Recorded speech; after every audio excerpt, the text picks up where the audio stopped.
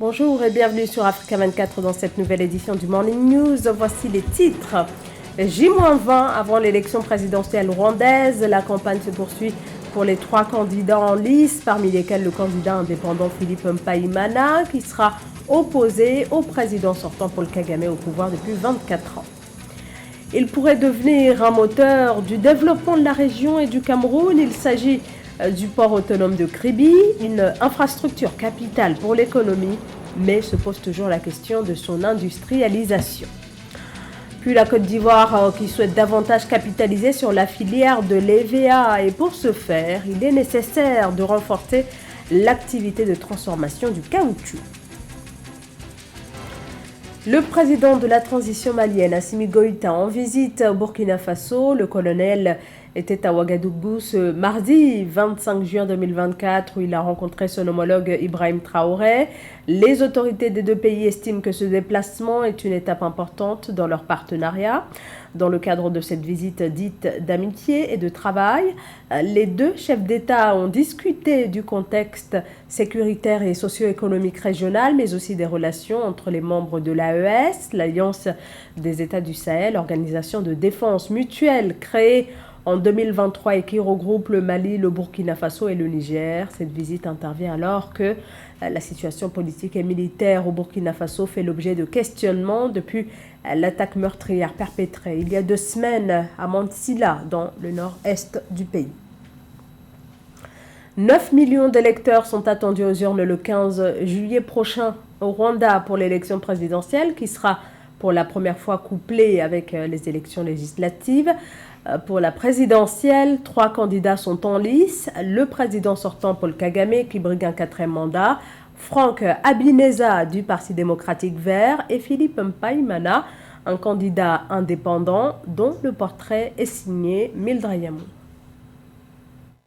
Unique candidat indépendant à l'élection présidentielle du 15 juillet 2024 au Rwanda, Philippe Mpayimana souhaite une alternance politique qui favorise la réconciliation nationale et la cohésion sociale. Candidat malheureux à la présidentielle d'août 2017 avec 0,72% des voix, Philippe Mpayimana, 53 ans, a pour ambition de faciliter la réintégration des Rwandais qui ont fui le pays lors du génocide de 1994. Croissance économique, amélioration du système éducatif, réforme foncière, augmentation de la production agricole et alimentaire font également partie des priorités de Philippe Mpayimana.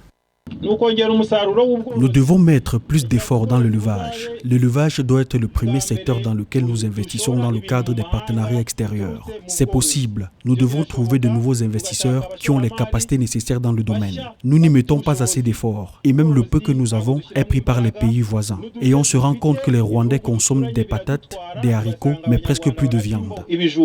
Expert principal chargé de l'engagement communautaire au ministère de l'Unité nationale et de l'engagement civique, Philippe Mpayimana se présente pour la 2e fois à la présidentielle. Malgré sa défaite en 2017, l'opposant justifie sa confiance par la conviction que ses objectifs ne sont pas personnels, mais pour l'intérêt des Rwandais. De retour d'exil depuis 2017 après le génocide de 1994, il espère apporter un changement au Rwanda.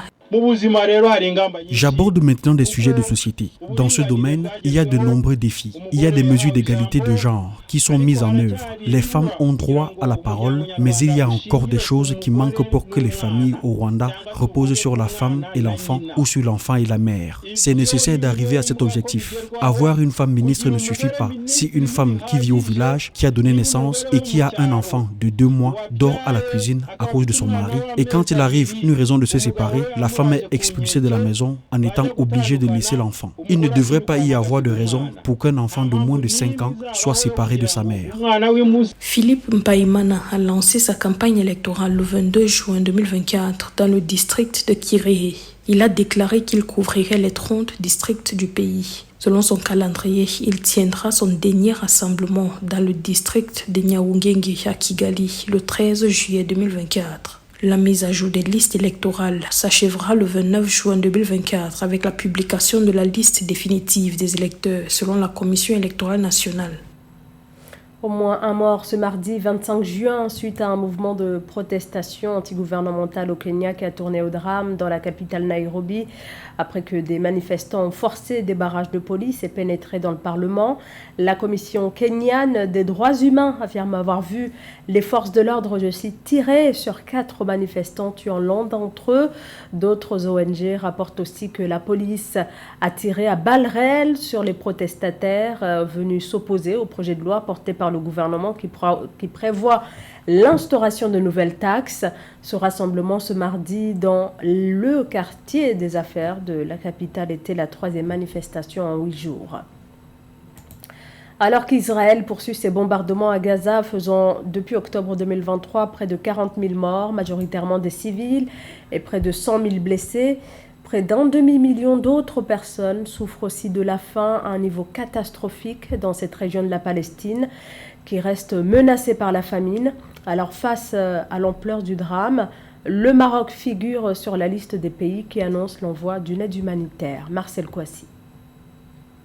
Au Maroc, le roi Mohamed VI a ordonné le 24 juin 2024 le déploiement d'une opération humanitaire d'aide médicale en Palestine. Cette aide médicale ordonnée par le souverain chérifien en faveur de la population palestinienne de Gaza est composée notamment de 40 tonnes de produits médicaux contenant des dispositifs pour la prise en charge des brûlures et des urgences chirurgicales et traumatologiques, ainsi que des médicaments de première nécessité.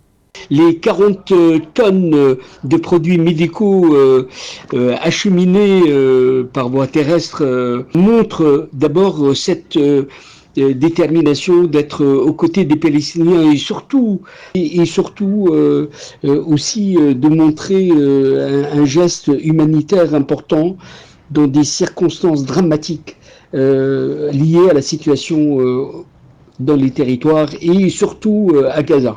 Selon les autorités marocaines, ces produits médicaux, concernant aussi bien les adultes que les enfants en bas âge, seront acheminés par voie terrestre. À noter que le pays d'Afrique du Nord avait acheminé au mois du Ramadan dernier l'envoi d'aide humanitaire aux habitants de la bande de Gaza et de la ville de Jérusalem. De par la responsabilité et surtout la présidence du roi Mohamed VI du comité El-Quds, ça lui donne une prééminence en termes de symbolique sur la question du Moyen-Orient, notamment la question de Jérusalem, des Palestiniens et du conflit dans la région.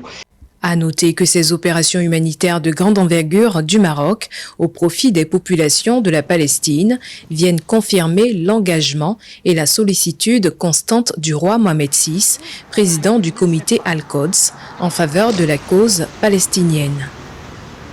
Le port autonome de Kribi au Cameroun est toujours en attente d'industrialisation, à savoir des services d'industrie moderne dans ce complexe industrialo-portuaire. Mais la réalisation de ce projet nécessite des fonds importants, comme vous allez le voir dans ce reportage de Séverin Douqueux. Dans la perspective de l'atteinte de ces objectifs, le port de Kribi, situé dans le sud du Cameroun, aspire à s'industrialiser pour atteindre son plein potentiel. 1312 milliards de francs CFA sont nécessaires pour développer le volet industrialisation de la mégastructure établie sur une superficie de 15 000 hectares. Une enveloppe que l'institution portuaire compte lever à travers les opérations de titrisation des créances sur le marché de la bourse des valeurs mobilières. Une part importante de ces fonds, soit 524,8 milliards de francs CFA, sera dédiée à l'aménagement, l'exploitation et la maintenance de la zone industrielle intégrée de 1500 hectares destinée à accueillir les activités logistiques et industrielles. Les fonds devraient permettre également d'améliorer la desserte et la connectivité, mais aussi l'extension des infrastructures portuaires. Quand on vous énumère l'utilisation, vous comprenez pourquoi. Vous avez la dimension amélioration et extension des infrastructures portuaires, d'améliorer également les dessertes, la connectivité. On ne fait pas d'industrie sans énergie. Donc, il sera certainement question de construire des lignes de transport d'énergie par rapport à des sources qui existent déjà. Le port autonome des Kribi, qui à l'heure actuelle compte environ 40 entreprises industrielles en activité dans les secteurs de la cimenterie, assemblage automobile, agroalimentaire ou encore forêt-bois, ambitionne aussi de se positionner comme étant une zone économique spéciale de nouvelle génération. Objectif, améliorer davantage la rentabilité et la compétitivité de l'espace portuaire. La construction du terminal minéralier d'une capacité de 125 millions de tonnes, projeté pour 2025, est un projet central qui devrait permettre au port d'atteindre le cap de pôle d'exportation à grande échelle. C'est un projet très important pour nous. L'objet même du port de Kribi, c'est de permettre l'exportation des richesses, notamment minières, comme l'a dit le chef de l'État. Donc, d'où l'emphase que nous mettons sur le terminal minéralier. Maintenant, les retours sur investissement, la rentabilité pour moi, elle est évidente et sera précisée quand on a achevé les modèles financiers. Depuis 2018, date du début des opérations portuaires, le port en eau profonde de Kribi a généré à peu près 500 milliards de francs CFA de recettes douanières. Le trafic y a atteint 5,3 millions de tonnes de marchandises au premier semestre 2023. Partons maintenant en Côte d'Ivoire avec un gros plan sur l'EVA qui est principalement cultivé pour son latex, puis ensuite transformé et exporté à l'international. La Côte d'Ivoire est actuellement le premier producteur de caoutchouc en Afrique, le troisième au niveau mondial, une position que les autorités ivoiriennes souhaitent renforcer. Amenedji. La Côte d'Ivoire, premier producteur africain de caoutchouc, entend trouver un débouché en produits finis de haute valeur pour le bois issu des arbres à caoutchouc, abattus dans les plantations d'EVA lorsque ces derniers ne produisent plus suffisamment de latex. La transformation du bois exotique d'EVA en bois d'œuvre et en bois d'énergie devrait permettre à la Côte d'Ivoire de produire 700 000 m3 de sillage avivés par an au prix de 65 000 francs à 300 000 francs CFA le mètre cube. La culture d'EVA en Côte d'Ivoire, la principale rémunération venait de la commercialisation du caoutchouc. Et aujourd'hui, vu qu'on sait très bien que les cours montent et baissent, il faut retrouver des revenus complémentaires pour le producteur.